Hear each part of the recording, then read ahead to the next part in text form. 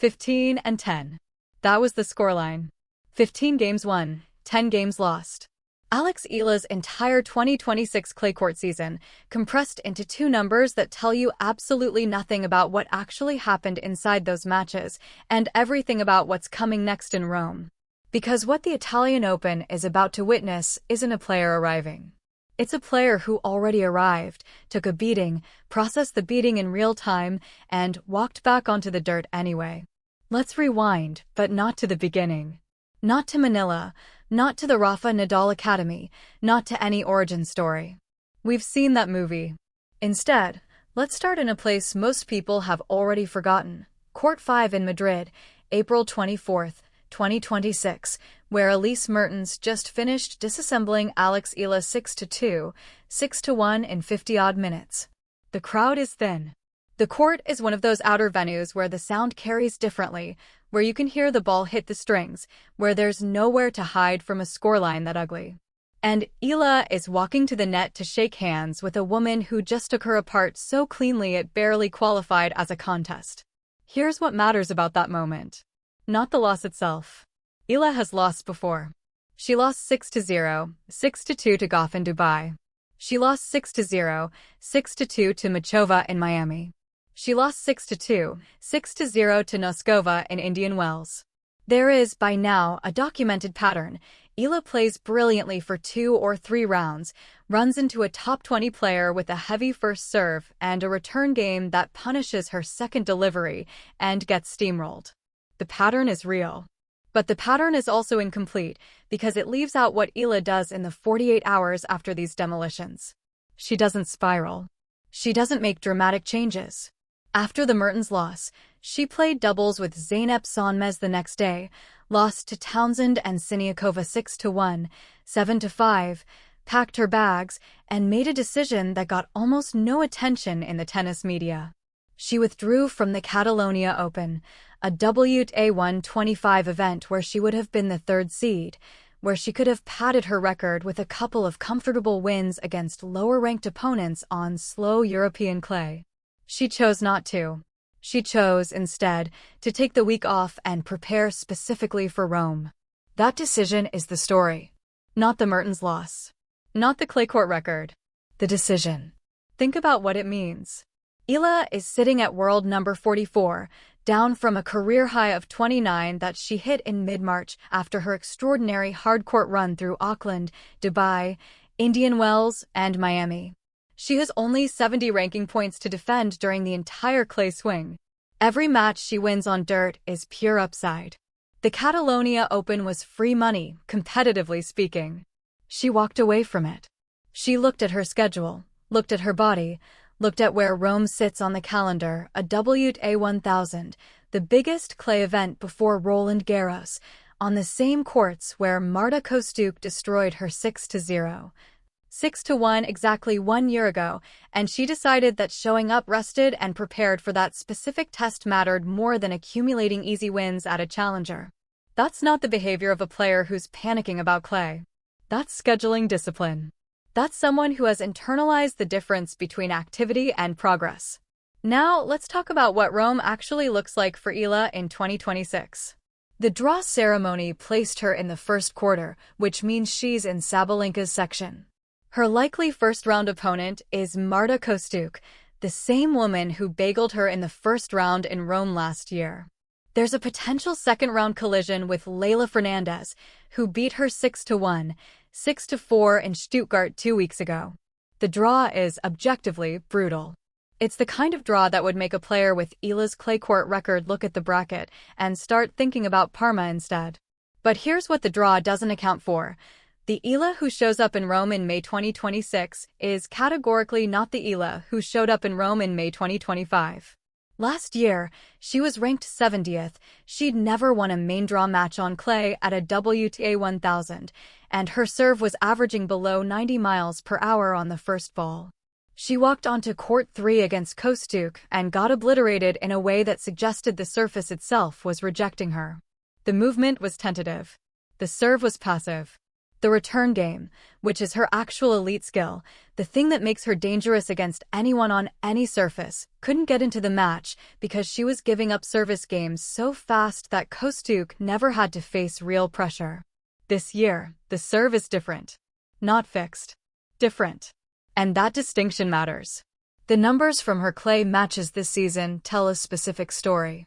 Against Grabher and Linz, her first clay match of 2026, she won 68% of first serve points. Against Pavlyuchenkova in Madrid, she hit 68% of first serves in and won 76% of those points.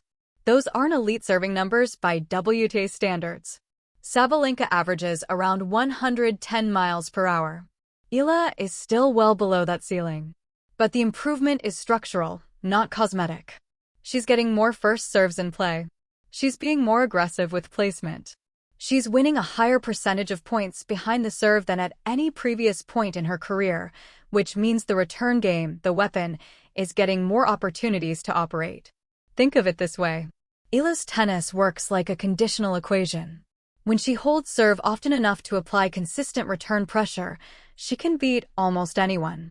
Paolini found that out in Dubai, where Eala dismantled the world number 6, 6-1, 7-6, with a return performance so suffocating that the Italian couldn't find rhythm on her own delivery for an entire set. Swiatek found it out in Miami last year, when Eala's returns turned the five-time Grand Slam champion's serve into a liability and produced one of the biggest upsets of the 2025 season.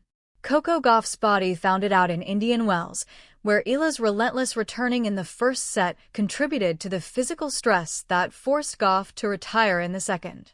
But when the serve breaks down, when opponents can attack Eala's second delivery with impunity, the equation collapses. The return game becomes irrelevant because Eala is always serving from behind, always chasing the match rather than directing it. That's what happened against Mertens. Mertens won 93% of her first serve points and spent the entire match camped inside the baseline, teeing off on Eala's second serve like it was batting practice. The return game never had a chance to breathe. So Rome comes down to a question that has nothing to do with surface and everything to do with sequence. Can Eala hold serve often enough on clay against top-level opposition to let her return game take over? Because if the answer is yes, even partially, even inconsistently, the Italian Open could produce something remarkable. Here's why. Rome's conditions are different from Stuttgart or Madrid in ways that specifically favor Eala's game. The altitude is lower than Madrid, which means the ball sits up less, which means Eala's lefty spin gets more purchase on the clay. The courts play slower, which gives her more time to read serves and set up her return position. The rally length tends to be longer, which is where Eala's point construction, her ability to build pressure through depth and angle rather than raw power, becomes a genuine weapon. And then there's the opponent factor. Kostyuk, if they meet again, is coming off her own inconsistent stretch. Fernandez, dangerous as she is, has shown vulnerability in extended rallies on slow clay. The first quarter of the draw is difficult, but it's not the kind of difficult that requires Eala to be someone she isn't. It requires her to be exactly who she's becoming, a player whose return game is world-class, whose court sense is improving every month, and whose serve is just barely good enough to keep the equation from collapsing. Let's talk about that 0-13 record against Czech players for a moment, because it's become one of those statistics that people cite without actually interrogating. Yes, Eala has never beaten a Czech opponent in professional competition. Yes, Noskova demolished her. Yes, Machova demolished her. But look at who those Czech opponents actually are. Machova is a former Grand Slam finalist with one of the most complete all-court games in women's tennis. Noskova is a top 15 player who had already been eating lefty serves for breakfast long before Eala showed up. The Czech record says less about some mystical kryptonite and more about the simple fact that Czech women's tennis is producing a generation of players whose games are structurally designed to exploit exactly the weakness Eala is still working to shore up, the serve. What's actually instructive is what Eala does right before these blowout losses. Against Gauff in Dubai, she'd just beaten Paolini and Sursti in consecutive rounds. Against Noskova in Indian Wells, she'd just beaten Gauff herself. Against Machova in Miami, She'd won 2 matches and looked composed doing it. The losses aren't happening because Eala is playing badly. They're happening because she's playing well enough to reach the rounds where she meets players whose games are specifically calibrated to punish her one remaining structural deficit. That's actually progress. It doesn't look like progress when the scoreline reads 6-0, 6-2. It doesn't feel like progress in the moment. But a player who is consistently reaching the round of 16 at WTA 1000 events, consistently putting herself in position to face top 20 opponents, is not a player who has a clay problem or a surface problem or a confidence problem. She has a serve problem. And serve problems, unlike most things in tennis, are solvable. Greg Rosetsky made the most useful observation about Eala's situation after the Madrid loss. He pointed out that the opponents beating her aren't random. Fernandez pushed Rybakina to 3 sets the same week she beat Eala. Mertens is a 10-time title winner with 6 major doubles trophies who has seen everything the tour can throw at her. These aren't bad losses. They're expected losses with bad scorelines, and those are 2 very different things. The Italian Open starts May 5th. Eala will have had 10 days between her last competitive match and her first round in Rome. 10 days to work on clay with her coaching team at the Nadal Academy, where she's trained since she was 13. 10 days to refine the serve adjustments she's been implementing all season. 10 days without the pressure of match play, without the travel fatigue that comes from bouncing between tournaments, without the accumulated emotional weight of watching scorelines get away from her in the second sets of matches she was competing in during the first. There's something else about Rome that matters for Eala, something that doesn't show up in any statistical breakdown.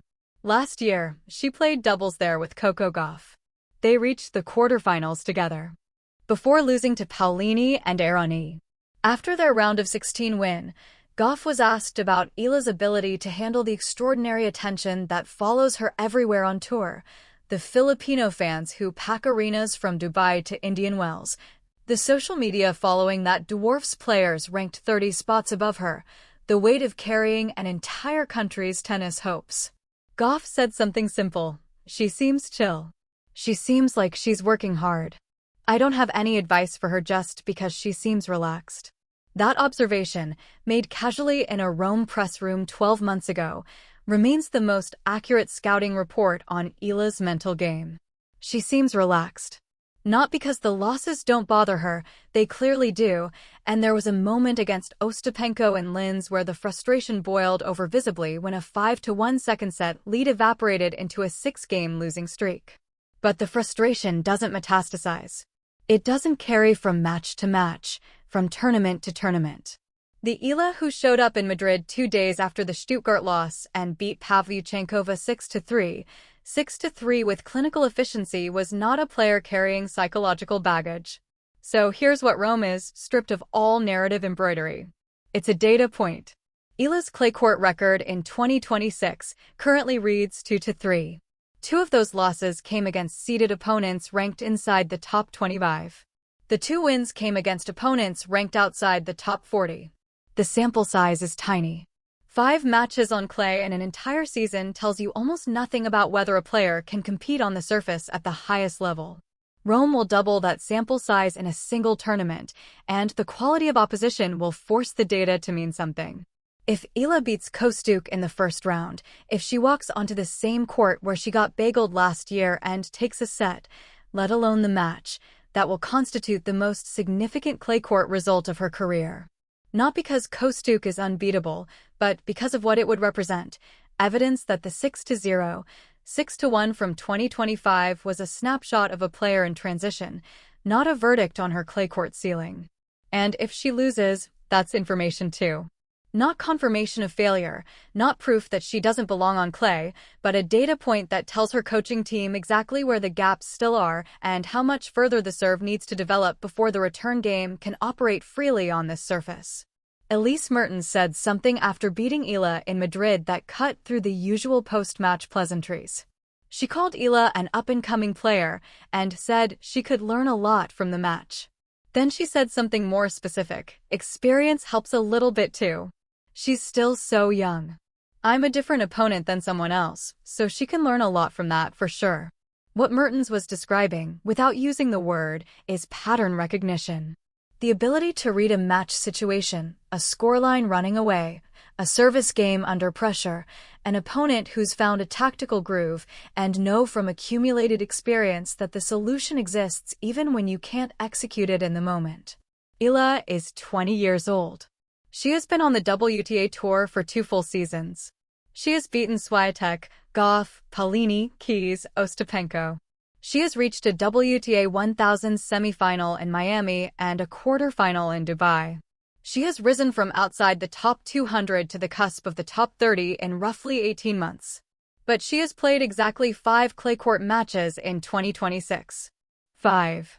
The Rome fortnight could give her as many as 6 more. Every one of them will teach her something that no amount of practice at the Nadal Academy can replicate: what it feels like to serve under pressure on this specific surface, against this specific level of opponent, with this specific version of her game. The Filipina isn't showing up in Rome to prove she belongs on clay. She showed up in Linz, Stuttgart, and Madrid for that. She competed in all 5 of those matches. She won 2 of them cleanly. She lost 3 of them to opponents who would have given most players outside the top 20 serious trouble. The belonging question has been answered. The new question is narrower and more interesting. How deep can she go when the serve holds up for 3 or 4 consecutive matches on dirt? Nobody knows the answer. Eala doesn't know the answer. Her coaches don't know the answer. The draw doesn't know the answer. But the Foro Italico will find out starting May 5th, and what makes this particular iteration of Alex Eala worth watching isn't the promise of what she might become or the memory of what she's already done. It's the fact that she made a cold, deliberate scheduling choice, withdrawing from a tournament she could have won to prepare for a tournament that might chew her up, and that choice tells you everything about where her head is. She's not managing her ranking. She's not protecting her record. She's hunting the exact experience she lacks, in the exact venue that embarrassed her, against the exact caliber of opponent that has been exposing her weakness all season. That's not hope. That's not narrative. That's a plan, and the Italian Open is about to tell us whether the plan is working.